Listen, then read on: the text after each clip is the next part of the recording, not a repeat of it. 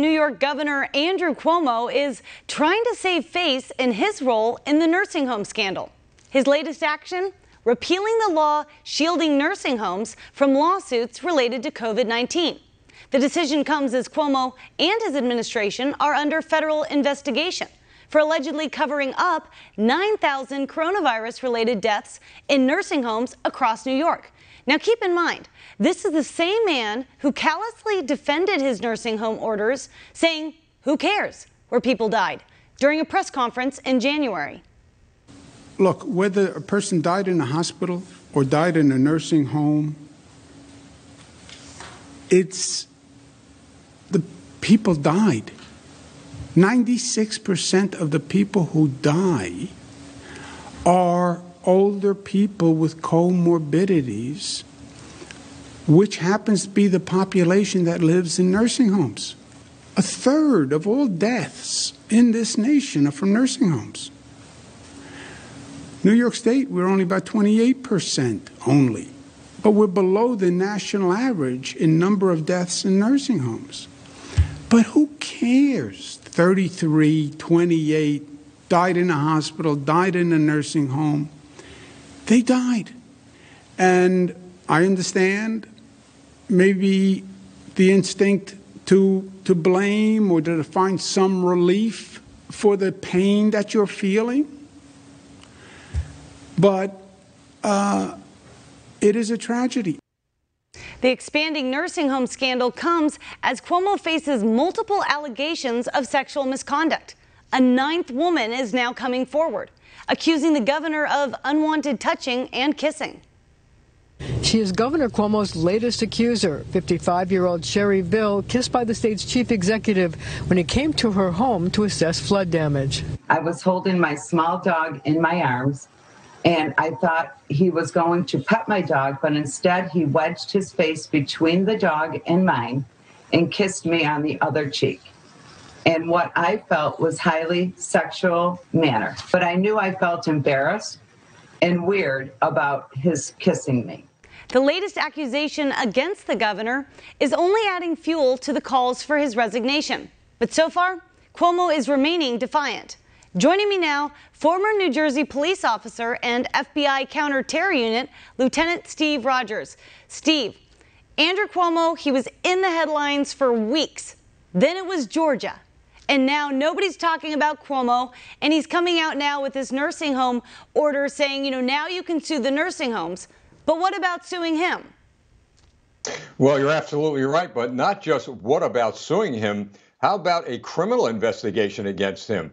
What he did, in my view, and in the view of many, many people around this country, is commit a criminal act. He caused the death of many, many people as a result of his, in my view, again, misconduct in office. So, look, at the left, the mainstream media, they're interested in one thing, presenting their narrative, their inventions to the public. But this is reality now. People died, and now he's got to be held accountable. Well, and even he's raising taxes. Talk about unpopular. He's raising taxes, but he's trying to pose it now as, oh, your taxes are going to go down because in D.C. they're going to renew the whole SALT deduction and everything's going to be okay. So I'm going to raise your taxes, but they're really going to go down. How's New York processing that? Well, here's what I believe is going to happen. Unfortunately, him and a lot of his cohorts believe that the American people are stupid. They think that every Democrat is going to follow lockstep in everything they do and believe everything they say. They're committing political suicide, and I say let them do it. The American people are going to rise up, Democrat and Republican, because it's no longer a fight between Republicans and Democrats. It's fight for the for America's survival. So he could say and double talk all he wants, but he's going down. Just look at history. They all get caught and they all go down, and he's going down. Well, and there's a great report today that Andrew Giuliani is actually considering announcing this month that he would run against Governor Cuomo next year for that governorship. So with the way the feeling is on the ground right now, New York is so angry at Governor Cuomo. This seems like it's the best timing to actually turn New York red. Do you think we really have a chance of doing that?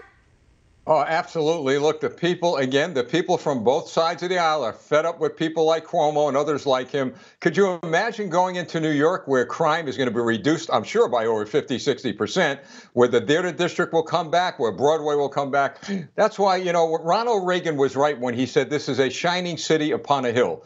And to get to that point again, you need some shining stars. And here we're going to have a Giuliani come out of the cosmos, if you will, and become part of that shining city. No one really could be better than Andrew, and what a lot of hope to give New York, because so many people in that state have been moving to Florida simply because they've thought New York was a lost cause. But we see everyday hardworking people in New York, restaurants that have had to go under, so many small businesses that have really been hurt by these stringent lockdowns by Governor Cuomo, seeing the way that he handled COVID with the nursing home scandal, never taking responsibility for it, never saying he's sorry, always acting like he's the victim in some big scheme against him because, as he says, he's for the little guy, right? It's just that everybody else hates him, but he really is everybody's voice. But we also see hope, and we see hope in networks like OAN. And I'm not just saying that because I'm on the air, but you're raising situational awareness. You're educating people, but you're also inspiring people and bringing good news to them. And part of the good news is candidates like Giuliani who are rising out of the streets, if you will, saying we've had enough. Here we go again. Middle America, rising up and saying we've had enough. And my hat's off to you, too. So don't leave you out of the picture. Well, it's inspiring to see people that haven't given up on this country. It's like so much. We had such a hard year last year, and then seeing what they did to President Trump in November, it's like all of us, you feel that spirit in you. You want to keep fighting, but it's like they're trying to crush that spirit. So to see people rise up and say, no, this is still our country. Things are tough right now, but we're tougher too. It's like that really, I think, is going to be so motivational in 2022. It's going to backfire big time on the Democrats. They thought they figured out a way to control all of our lives. But hey, after a year of lockdown, people are like, enough is enough. Let's turn New York red. Let's turn California red. Let's just really show those Democrats that, they don't get to own the United States like they tried to own us in November.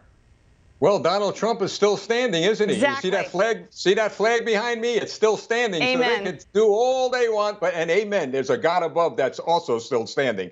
I think we're going to be in pretty good shape moving forward. But as you said, we have hope in new leaders rising up, but the American people saying, we had it, enough is enough. The Democrats get into politics because they love power, they love the prestige. We do it because we love God and country. And I think in the end, that's ultimately going to prevail. Steve, God bless you. The work that you're doing out there, it's awesome. We love to see you and look forward to the next time, too. Always a pleasure. Thank you. And coming up next, the Biden administration